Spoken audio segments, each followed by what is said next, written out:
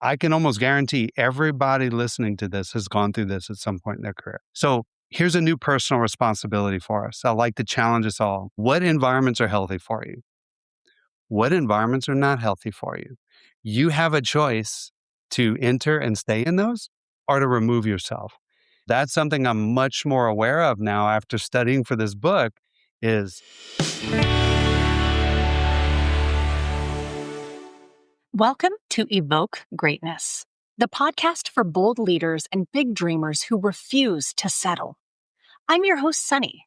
I started in Scrubs over 20 years ago, doing the gritty, unseen work, and climbed my way to CEO. Every rung of that ladder taught me something worth passing on. Lessons in leadership, resilience, and what it really takes to rise. You'll hear raw conversations, unfiltered truths, and the kind of wisdom that ignites something deeper in you. Your courage, your conviction, your calling. This show will help you think bigger, lead better, and show up bolder in every part of your life. This is your place to grow. Let's rise together.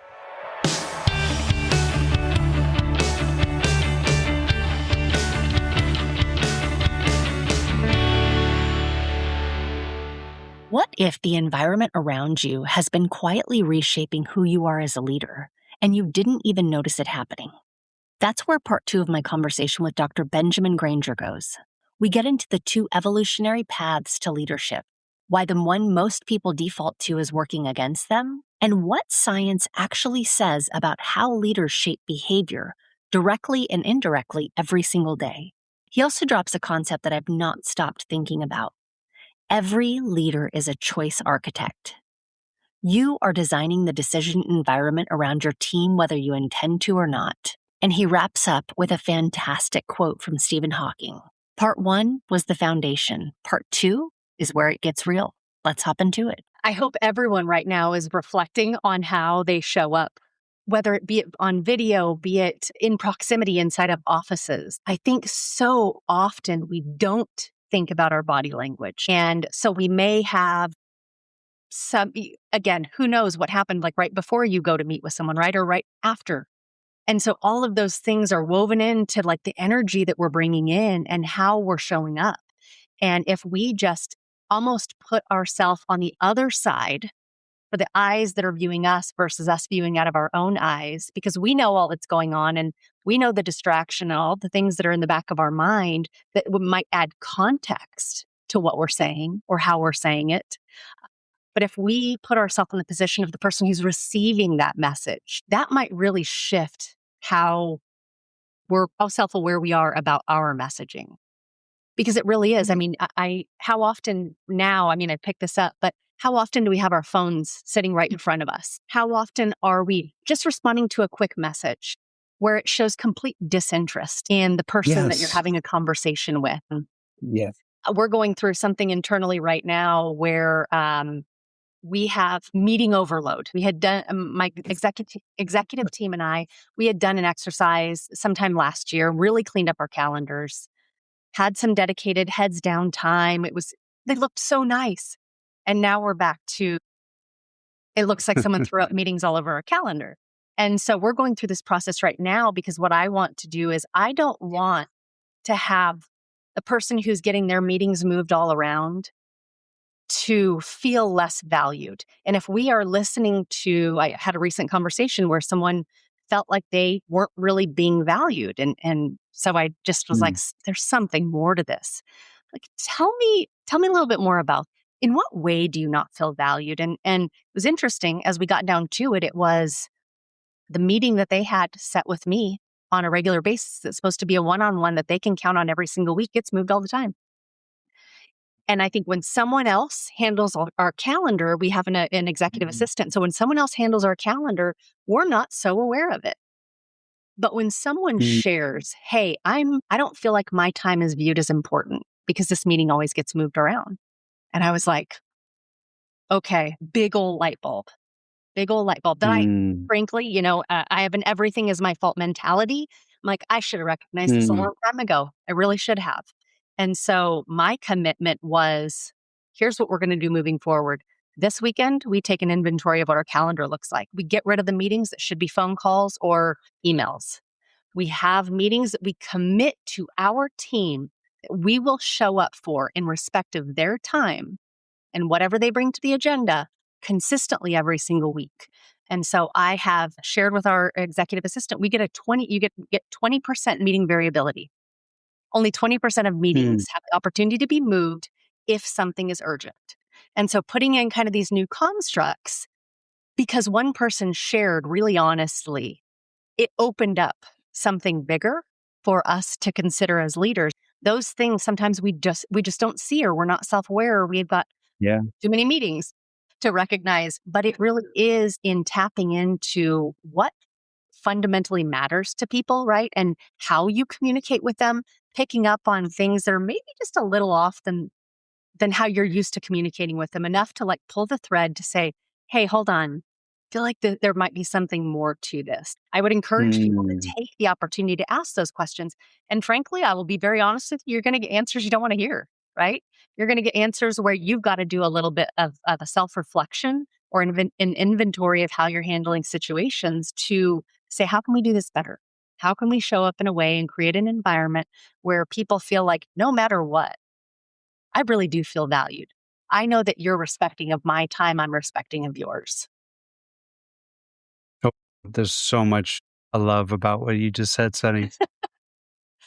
One thing I will say just on your last point, not only will you hear things you don't want to, but if you don't, you should be concerned.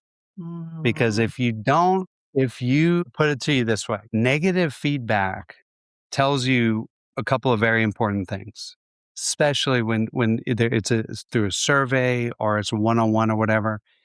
It tells you that they trust you enough to be honest with you. That means you have a really good starting point to build from. You got a foundation there to build a nice house. That you can build on that. If you have people telling you what you want to hear, then you should be concerned.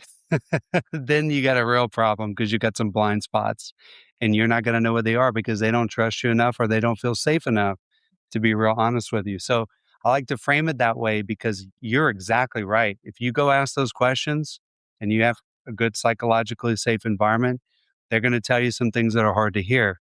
That's good news. mhm, That's really good news because now you can go do something. One of the things you talked about, well, secondly, I should say, Sonny, good for you for being aware of that, like coming to that awareness and saying, okay, we got a problem here. I missed that. We're going to fix it. Good for you. That's not every leader does that. So I love hearing that. And then you talked a little bit about some of the ways that people can perceive or feel being heard. And this is, I think, a really important point. Going back to the body language point, how often do we, and I'm going to say because I'm notorious for this in the past, I'm getting better about it.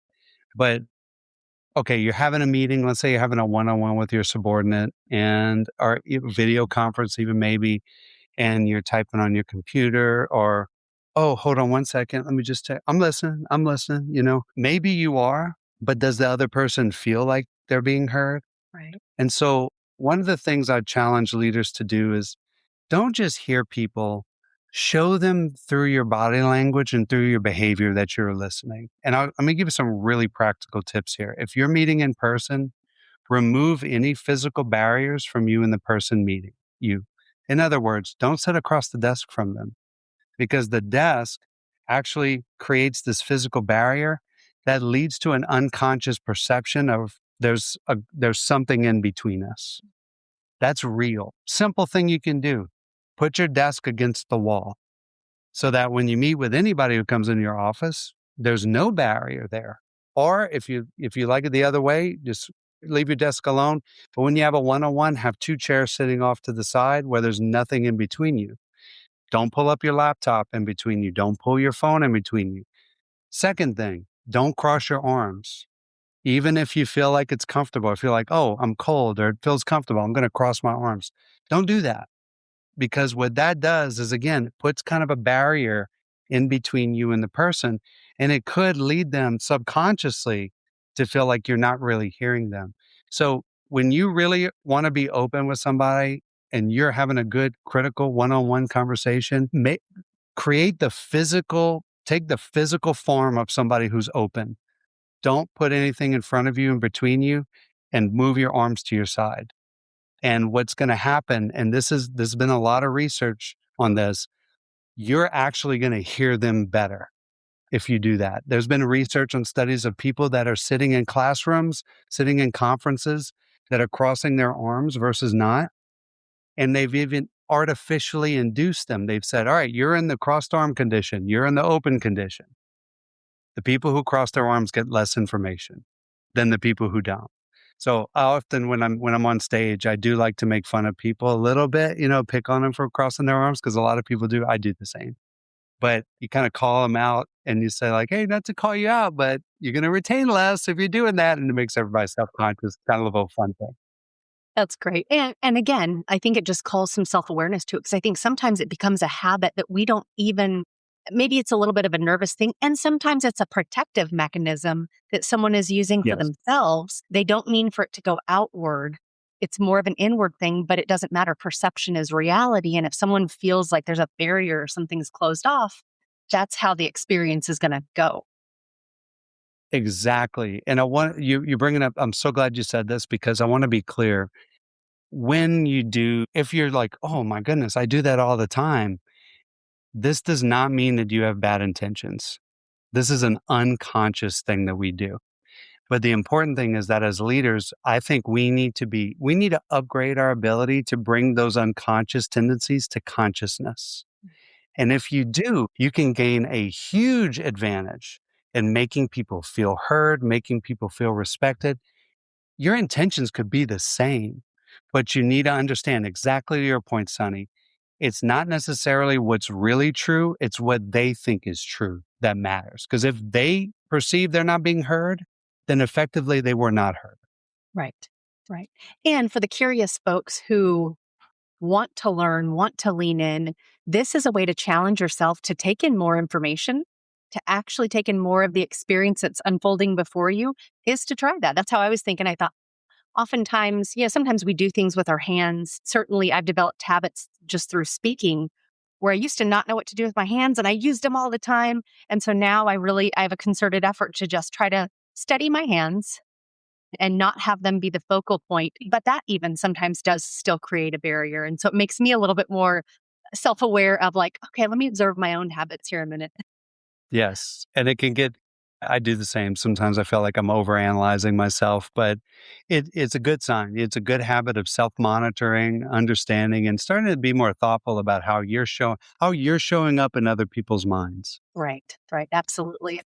Well, your book is titled A Leader Worth Following, which is such a powerful phrase. I think words are incredibly powerful, and sometimes we don't even pay enough attention to that. And so when I see a leader worth following, I value so much the sense of responsibility that I get with being a leader. I think there's a really big responsibility to that. And so I love just the actual language that you're putting out in your book title. What does it mean to you to be a leader that people genuinely want to follow? I think it starts with exactly what you just said. It's being thoughtful about the fact that we all follow leaders, all of us. We're born with that. It's innate in us as a social species. Leadership is a social adaptation to solve the problems associated with group living. So we're born with that. And we all follow leaders, some of us because we have to. It is also true that we follow people because we want to. And what I got really interested in this is when I was, for a while I've been working on this leadership book and doing research on this, but one area really got me down a rabbit hole, and that was the research that looked at the different paths that social species use to attain social status. So, a couple of obvious premises here. It's better to be on the top of the hierarchy than on the bottom, right? That's universally true, not just for humans. But the higher you are on the social status, the more resources you have access to. You go back in time, tens of thousands, hundreds of thousands of years ago, it was adaptive to be at the top of the social hierarchy. You're much more likely to survive. Your kids were more likely to survive and pass on their genes. And here we are today those who are the offspring of those who were successful in these social environments. When you were at the bottom of the social hierarchy or you got kicked out of the group, you were essentially doomed, doomed to death and to not passing on your genes over evolutionary time. So in these social species, humans, primates, crawfish, because I'm from Louisiana, crickets, any known social species that I have studied or looked at uses a form of social status striving called dominance. And in other words, you have the alpha of the group or the alphas of the group. And it's not to say all alphas are bad or ill-willed, but in the path to dominance, basically the alpha uses force or the threat of force to get to the top. So in the past, that used to be the biggest, strongest animal in the group, was the one who ascended to the top. And then you either make friends with that person or you enter a relationship with that person or that group of people. And then you had it good until somebody came over the top. And that eventually happened inevitably in every social group. So dominance is a path, and still to this day in business, you find leaders. I often think of Mike Judge's Office Space, and I think of Bill Lumberg, right? He's not using physical force. He's not using kinetic force. These leaders don't go around and beat people up today for the most part, but they do use social threats. They do use political threats. And they can be very damaging, not only to the individuals they use them against, but actually to group performance. But the good news is that there's this other path that humans use to achieve social status, and that's known as prestige. And so prestige, you might think of as servant leadership, inspirational leadership. So this is person in the group, let's say, because I think modern organizations are really the same as 10,000 years ago when we were living in tribes. They're just much bigger today. But we have a group of people that are working together to achieve a common objective. That's always been true about humans. So some humans in the group are really good at foraging. Some are good at nursing. Some are good at telling stories. Some are good at with music, whatever it might be. Today, we have engineers, we have coders, we have keynote speakers, we have podcasters, we have authors. And these individuals share their gift for the betterment of the group, and everybody else confers status upon them. Those are the leaders we follow because we want to. And the question that nagged at me is, okay, you have these two paths, competing paths to social status. Both can work, to be clear. There's many, many examples of leaders who use dominance, and they're successful if you ascribe to a narrow definition of success. But my question is, as we move into this future where we have AI everywhere, we have intelligent technologies taking over, so we're sitting side by side with them, things are getting increasingly uncertain, the pace of change is increasing. How do we get groups of people to work effectively together to achieve a common mission?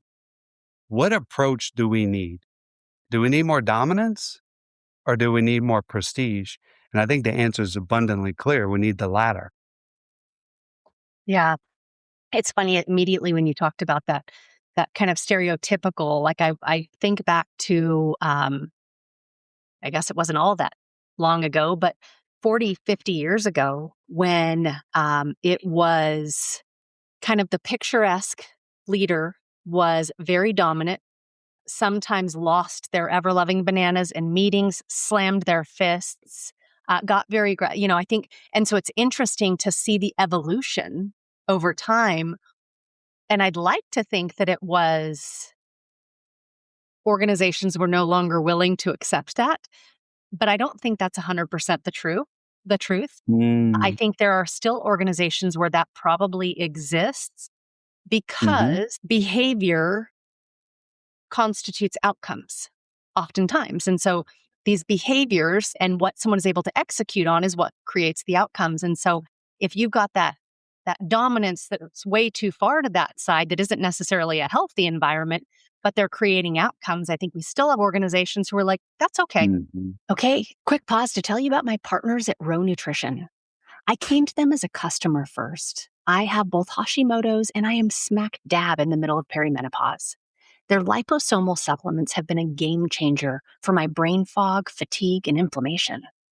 I'm currently taking their NAD+, glutathione, and curcumin, and I recently added in both collagen and creatine. Anyone who knows me knows I only put my name behind what I actually use, and Ro has earned it. You can use the code SONNIE15, SONNIE15 for 15% off at rownutrition.com, or you can click the link in the show notes and it'll take you right there. All right, let's hop back into the episode. And then we have organizations who Right. are leaning more towards the both and. I think we can have a good, solid, healthy leader in there and get the desired outcomes that we hope for. And I think that's kind of the Yeah. evolution, but it is interesting to think about. There are still some organizations that say, no, we're going to go ahead and continue on this path. Yeah, exactly. And there are many that actually advertise and embrace that. Right. They're abundantly clear about that even to this day. And I have to say, at least they're honest about it. Sure. That's better than not being aware of it and doing it. But I also think too, to your point, Sonny, you mentioned the environment. This is a really important point because when you put people in an environment that is, let's say it's very aggressive, and maybe that person who's entering the group isn't particularly aggressive. Well, if you put them in that group for long enough, what's going to happen? And we all like to think we're stable. We all like to think, oh, I would never do that. Let's take politics, for example. I don't want to get That's too much into exactly what came politics, to but mind. Politics, yes. take it right. So let's say a lot of people look at politicians and are like, man, I voted for that person. I thought they were a good person. Why are they now? What's going on here? Why are they involved in all these scandals and what are they doing? And we were like, oh, I would never do that. Or if I was the governor, if I was a senator and congressman or whatever. We like to think we're stable. We like to think no matter the environment we're in, we would be solid. I hate to break it to us, but that's just not realistic. Humans adapt to their environments. So I don't think a lot of people challenge me on this and they say, well, that's a cop out. What about personal responsibility? And I like that challenge because I agree with that. We do have a choice. What I would think is a lot of times those environments are very slippery slopes. It happens gradually. We don't notice the internal change until it's too late, till it's dramatic and somebody calls us out on it. Or we lose a relationship because of it. And we're like, whoa, what happened? But I think back on this. I can almost guarantee everybody listening to this has gone through this at some point in their career. I've been through this multiple times myself. So here's a new personal responsibility for us. I like to challenge us all. What environments are healthy for you? What environments are not healthy for you? You have a choice to enter and stay in those, or to remove yourself. And so that's something I'm much more aware of now after studying for this book is I have become much more appreciative of how powerful the environment is at influencing my behavior and my mindsets. And I think we need to have a better grasp on that. None of us are immune to this. Yeah, what you said there, Ben, about specifically hit the nail on the head. Think about politics as such a good example because these are people who go into this because they want to affect change. They desire Yes. a different outcome. They're like, you know what? No one else is stepping up to it. Like, I'm going to go in and I'm going to create this change. And you're right. How often, almost all of the time, do they get sucked up into the environment where they're then supporting things that they probably didn't go into office initially supporting.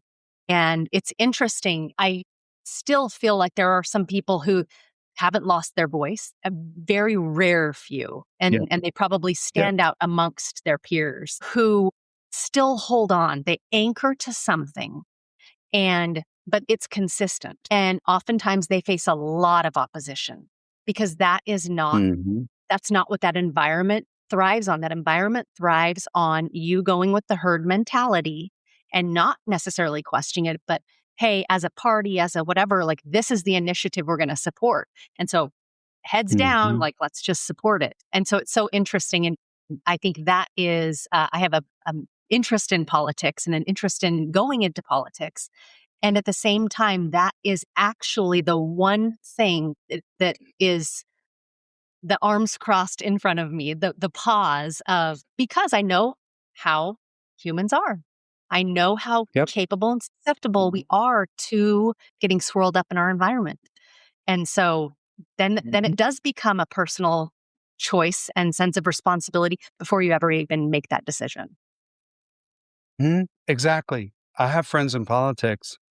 One of the things that they often say, and I think this is genuine, by the way, is if you don't learn to play the game, you can never attain your long term goals. And so this becomes a justification. Right. That's what I was talking about with the slippery slope. Yep. God bless those people who stay true to those values, that anchor to those values. But even those individuals are susceptible. They're less susceptible than the rest of us, right? We're all in this sort of this bell curve of susceptibility to the environment. Some are very, some are less so, but we're all susceptible. And so I think you're very wise, Sonny, to, you know, and we, by the way, I'm not saying good people with good intentions don't go into politics. Please do, because we need that. Right. But what I'm saying is we have to be aware of how powerful the environment, the environmental cues are, and to be constantly vigilant about, is that a tactic? Is this something that's influencing? Am I veering off of my values? So I like what you said earlier, knowing what those values are that you're aligned to and being consistent. Mm. Consistent behavior and what behaviors are consistent with those values, and constantly evaluating yourself and your behavior against those absolute standards. You talk about human skills being the most important leadership capability for the future. Why are these skills becoming so critical right now? Amongst all of the AI and all the automation in the world, why are the human skills most critical? I firmly believe this because we have done dozens of studies looking at consumer behavior, what drives their behavior, what their attitudes, positively or negatively. Dozens of studies on employee behaviors, attitudes. We're doing a study. We're right in the middle of a study at Qualtrics about the future of what we call experience management, the future of the field, how it's going to evolve. All of it points to, we're living in a world, and this is more so going to be true in the near future, where a lot of the traditional hard skills, coding, let's say, even some manual physical labor activities, things that you would learn a trade for, those things are quickly becoming automated. Now, this isn't new, by the way. This is, if you zoom out a bit and you look at the Industrial Revolution, for example, is similar in a lot of ways, where you went from handcrafted stuff to assembly line manufacturing. So this is not new in that sense. But a lot of those traditional hard skills, and a lot of companies still promote people based on advanced hard skills, these are the things that are quickly becoming commoditized. And so, one of the good things that I think AI is doing is it's really forcing us to reflect on this question, this existential question of, what do we contribute uniquely? And also, from a leadership perspective, what is it that differentiates the best leaders from the worst? Do the best leaders, are they the ones who have the most advanced hard skills in a trade? Not in my experience. Based on the data I've seen, it's the what we used to call soft skills, and I think is more appropriately call human skills today. Mm. And I would go even further than this. I think what we sometimes refer to as metacognitive skills are becoming even more important. Metacognitive skills would be things like being agile, learning how to learn effectively. Because can any of us project, hey, what's going to be the most common job in 2035? I got $100 for anybody who can nail that one. And hold me to it, by the way. I'll Venmo or use whatever currency we're using in 9 years from now, whatever. $100 if you can nail that. But the fact is, it's very difficult to project that. It's very difficult to predict that. But one thing you can predict is change is going to happen, and change is going to happen faster. So if you can learn to be more agile, if you can learn to learn, you're going to be well suited for whatever's going to come versus I'm going to learn this particular set of skills, which might be obsolete in 5 years. That's a very real possibility. Yeah. Your background in psychology gives you such a unique lens. And I think your curiosity and your kind of passion for what you study really comes through. What does science tell us about how leaders actually influence behavior? Hmm. I would say, firstly, leaders have a massive direct and indirect influence on people's behavior. We talked about some of those subtle unconscious cues, right? Their body language, their words, how they use it, the inflection of their voice. There are so many things that come across in communication subconsciously that our conscious brains don't pick up all the time. We got to get familiar with that. But that is clearly one of the things we see. But there's also an indirect effect that leaders have. Sometimes we might call this culture. I'll use that as a placeholder word here. But I like to define culture as the shared behavior pattern and mindsets of an organization. Some people say if the leader's away, what do people do? What are the shared norms? That's the culture. I think that's actually a pretty good definition. But leaders, how they show up, how they don't show up, what they say, what they don't say, what policies and protocols they put in place or don't. The sometimes Richard Thaler and Cass Sunstein in their classic book Nudge call this choice architecture. Mm. What environmental factors influence a person's behavior? All leaders are choice architects. That's uncomfortable for some people because some people are like, oh, I believe in free will, which is me. And they're like, why can't we just let people freely choose what they want to do? Because some decisions are so stinking complex that there's no way. One of the examples I use in the book is, how many of us really understand the ins and outs of our 401k program as an employee? I Not many are certainly raising don't. their hand. I mean, I don't. Maybe a couple people out there do, but those are the types of decisions. Or of a more fun example, when you're on an international flight and you got the in-flight movies, and there's like 500 to choose from. How long does it take us to pick a movie? It takes me like an hour to pick a movie, and then I'm almost there, right? So the this choice architecture and thinking about leaders have a huge direct effect on employee behavior, influence on behavior. A lot of it is unconsciously driven on the part of the leader and the employees and also the customers, but much of it is indirect. And back to the environment, those choice architecture, what artifacts exist in the environment that reflect a leader's attitudes or behaviors? Great example of this is a company that believes in the value of transparency and then holds closed off meetings with, you know, high cubicles. There's a misalignment there. So one of the things I do talk about, and I have a whole chapter on the power of the environment. One of the things I talk about in that chapter is when you're looking at cultures, really being mindful of the artifacts, the physical, perceptible, visual artifacts, because those are the cues that tell people we do believe in this. So if your value is transparency at Qualtrics, that's one of our first, that is the first. We call it tacos. Transparency is the very first principle. When you come into our offices, every office room has glass walls. That is a Interesting. visible, perceptible artifact of transparency.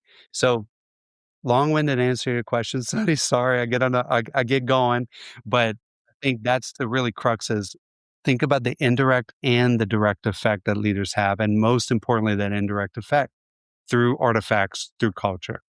Yeah, I love that. I had to write it down. Choice architecture. There's again, like words are meaningful to me. And I just think about, like, how are you architecting that? How are you creating? What does the creation of that look like? And so I love the the power or the insinuation that words create out of putting these words together. I could geek out on this forever. We're already at our hour and I can't believe how quick this has flown by. As we wrap up, I always like to ask everyone a question at the end of the show, and that is, if it were your last day on Earth, and of all of the lived experience and the research and the everything you found out about humans that you've studied in their minds and their behaviors, If you could only impart one piece of wisdom or guidance to the world, what would that be? Oh, man. Okay. I'm going to steal a quote, my second favorite quote of all time from the great late Stephen Hawking. And that is mankind's greatest achievements have come about by talking, its greatest failures by not talking. Mm, All we need to do is keep talking. I love that. Absolutely love that. I want to make sure I'm going to put everything in the show notes, but where can people find you, follow you, pick up a copy of your book? Great place to go would be benjamingranger.com, and a fun little thing on the website that you can access my book on all the different online platforms. By the way, Sonny, I'm very excited to say that the book has already hit 3 bestseller lists as of this week. So it hit the Congratulations. USA Today and the Publishers Weekly. So I'm very excited. I had no idea it would resonate that widely and quickly. So I'm very excited about that. But one of the things I did, and this is available on the website, is I created a companion playlist. So if you could spare 30 more seconds for me, I have a fun story for you. Please. When I wrote my first draft of the manuscript, I'm a music geek. I got my guitars right here on my right side. So I'm a music geek. I'm a huge rock fan, and I find music very inspiring. My first draft of my manuscript, I had like 30 song quotes in it. I'm a first time author. I don't, you know where this is going. I sent the manuscript to the publisher and they were like, "Hey, this is fantastic. You got the permissions for all these songs?" I was like, Oh, "What's a permission?"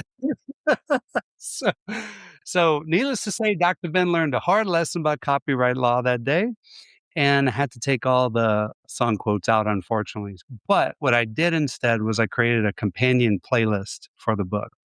So there are songs are broken down by each chapter, but each song carries an important connection to the lessons in the chapter. I think it'll be a fun little journey for people, a little scavenger hunt to find the connection. But also, I find music, at least for me, helps me remember key lessons. And so that's really one of the reasons is to help anchor some of those important lessons. Next time you hear that song on the radio or you're jamming out to the playlist or whatever it might be, you're like, oh, yeah, I remember that lesson. That's a good little nudge for me going in to my next meeting or my next little thing. that's perfect. Well, thank you so, so much for your time. Like I said, I am I have such a love of psychology and human behavior and just the whys behind what people do. And so I could go on with you for hours and hours, but I appreciate your time. I appreciate your willingness to share your new book. Guys, make sure you pick up a copy and just thank you. Thank you for what you're doing from a leadership perspective, because I think there's so much growth and so much learning that we all have to do. And so I would encourage everybody to lean in, get a little more self aware, and get a whole lot more curious. Thanks so much for having me, Sunny. Okay, stay with me for just a second before you go. Living with Hashimoto's and being in the middle of perimenopause means brain fog shows up in the middle of conversations, decisions, and moments that matter. And I refuse to stay there. I'm very selective about what I put in my body, intentional. So when Meraki Blue came to me wanting to support this community, I said yes because I already believed in what they do. Methylene Blue, mitochondrial health, cognitive performance, mental clarity. It works for me. I want it to work for you too. Meraki Blue is giving the Evoke Greatness community 20% off. Use the code EVOKE GREATNESS, all caps, no spaces at checkout. I promise you, your brain isn't broken. It's just waiting on the right support. If today's episode challenged you, moved you, or lit a fire in your soul, don't keep it to yourself. Share it with somebody who's ready to rise. Could I ask you to take 30 seconds to leave a review? It's the best way to say thank you and help this show reach more bold leaders like you. Because this isn't just a podcast, it's a movement. We're not here to play small. We're here to lead loud, one bold and unapologetic step at a time. Until next time, stay bold, stay grounded, and make moves that make mediocre uncomfortable.